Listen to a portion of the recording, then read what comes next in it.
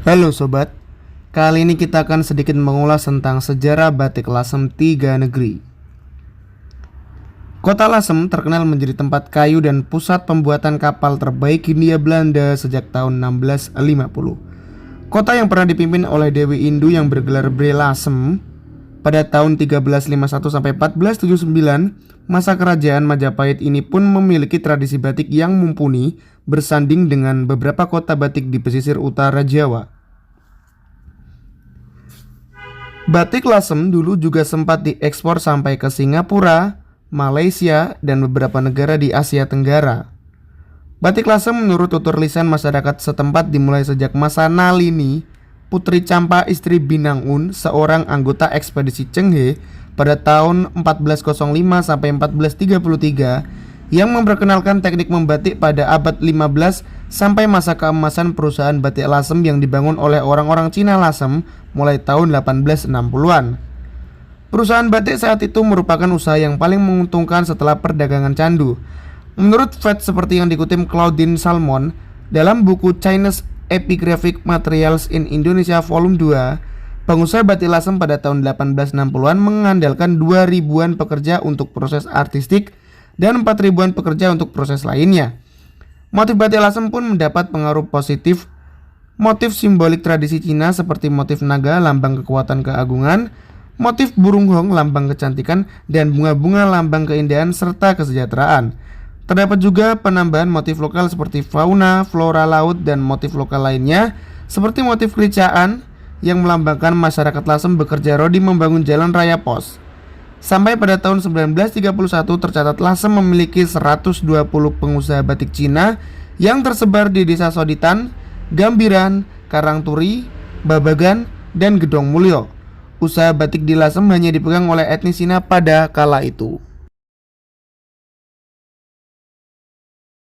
Oke, kita masuk ke sejarah batik Tiga Negeri di Pekalongan. Pekalongan merupakan salah satu kota tua yang memiliki sejarah batik cukup panjang.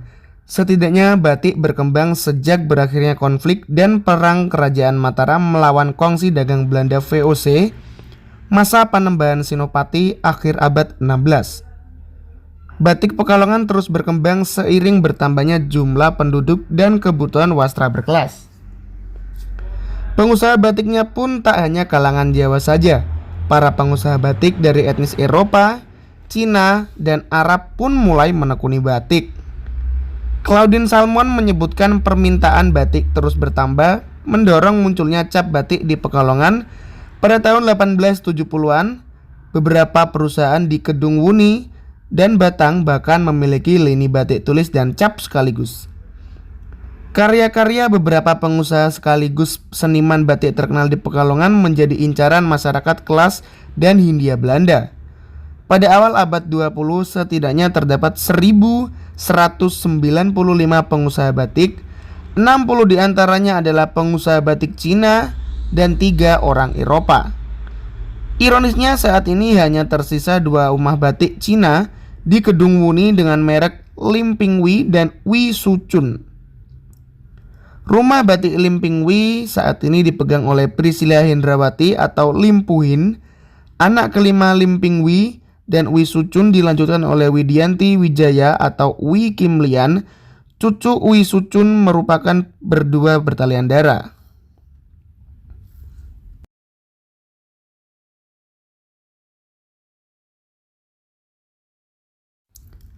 Priscilla yang menjadi sukesor usaha batik Lim Ping Wei baru memegang penuh usaha batik ayahnya pada tahun 2010. Ia menyebutkan bahwa kakek dan ayahnya membuat batik Tiga Negeri, walaupun akhirnya keluarga mereka lebih banyak memproduksi batik genre sarung encim yang terkenal di kalangan kaum peranakan Cina Asia Tenggara, terutama Singapura dan Malaysia.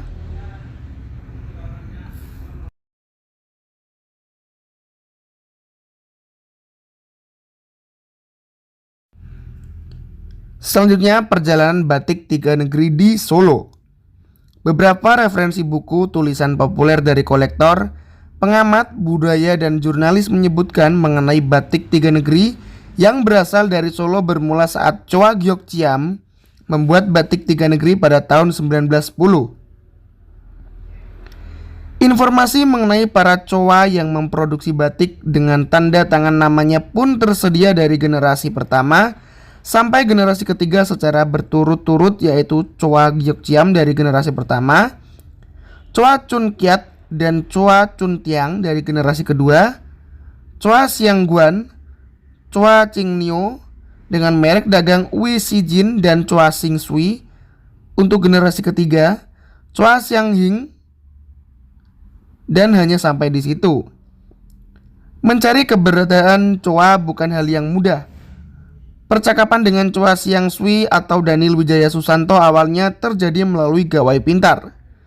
Coa Xiangsui kelahiran Solo 12 September 1943 adalah putra Coa Chunkyat, cucu Coa Gyokjiam. Ia meneruskan usaha batik tiga negeri kakeknya pada tahun 1970-an. Pakem batik tiga negeri dari zaman sang kakek adalah belangko bukitan merah yang dibuat di lasem dan ukelan dengan penambahan ornamen motif lainnya. Produknya berupa kain panjang atau jarik, sarung, kemben, dan juga ikat. Menurutnya, Xiangsui Coa Gyokjiam merupakan batik tiga negeri karena mendapat arahan dari keluarga sang istri, Lim Netinyo. Batik tiga negeri pada masa Gyokjiam tersebut juga dengan nama Gendologiri untuk pasar Jawa Tengah, sedangkan untuk pasar Jawa Barat disebut sebagai Babaran Bianco.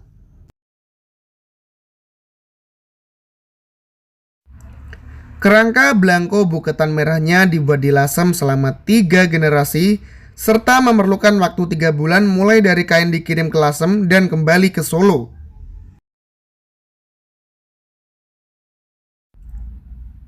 Dilanjutkan dengan pewarnaan biru dengan pewarna sintetis dari Jerman dan ditutup soga racikan Coa yang dicelup berulang kali sampai mendapatkan warna soga khas keluarga Coa.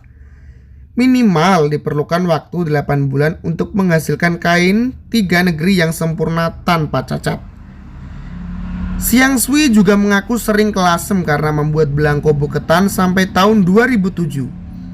Ia bersama istrinya Si Hingquan, putri seorang pengusaha penjualan perlengkapan batik, kerap berkreasi untuk memenuhi kebutuhan pasar. Maka muncullah batik tiga negeri dengan jenis lain dengan variasi warna seperti violet, biru muda, dan juga hijau. Beberapa produknya saat ini diburu kolektor dengan nama baby blue, baby green, dan violet. Setelah ia berhenti memproduksi batik tiga negeri, tiada anak bersedia meneruskan usaha ayah ibunya. Pada tahun 2014, Coa Xiangsui memutuskan tidak memproduksi batik lagi. Rumah keluarga Coa di Jalan Juanda telah dijual. Cari tenaga kerja yang bisa membatik tulis yang baik sulit dan juga waktunya pensiun. Dan batik tiga negeri Coa tidak ada yang meneruskan. Batik tiga negeri bukan termasuk jenis batik kolektor yang berharga fantastis. Namun dari keberadaannya, batik tiga negeri terbilang cukup unik. Pada masanya ia hanya diproduksi oleh pengusaha batik Cina di daerah pesisir utara Jawa seperti Lasem, Kudus, Pekalongan, Batang, hingga Cirebon, dan pedalaman Jawa Tengah ataupun Solo. Dalam tutur turun-temurun disebutkan bahwa batik tiga negeri merupakan batik yang dibuat di 3 daerah yaitu Lasem, Pekalongan, dan juga Solo. Nama tiga negeri juga memiliki pengertian batik yang mengalami proses pewarnaan di Lasem, Pekalongan, Solo. Selain itu juga dimaknai batik yang memiliki pengertian batik yang mengalami proses pewarnaan di Lasem, Pekalongan, dan juga Solo. Selain itu juga dimaknai batik yang memiliki warna merah, biru, dan juga soga. Walaupun tidak mengalami proses pencelupan warna di ketiga kota tersebut, perjalanan tiga negeri tampak selalu misterius dan juga unik. Namun pesan dalam selembar kain sangat jelas: toleransi dan juga keberagaman. Mulai dari hulu ke hilir, batik tiga negeri mendapat sentuhan aneka kebudayaan. Jika batik tiga negeri Coa Solo tiada lagi yang meneruskan, batik tiga negeri di Pekalongan berada dalam kondisi kekurangan nafas. Kita mungkin masih bisa berharap dari generasi pembatik muda yang mewarisi batik tiga negeri dari nenek moyangnya di Lasem. Lalu, apakah batik akan berakhir? Semoga tidak. Oke teman-teman, kita sudah membahas tentang batik tiga negeri ya. Semoga untuk informasi kali ini bermanfaat dan semoga teman-teman terhibur ya. Kita pamit undur diri. Bye bye.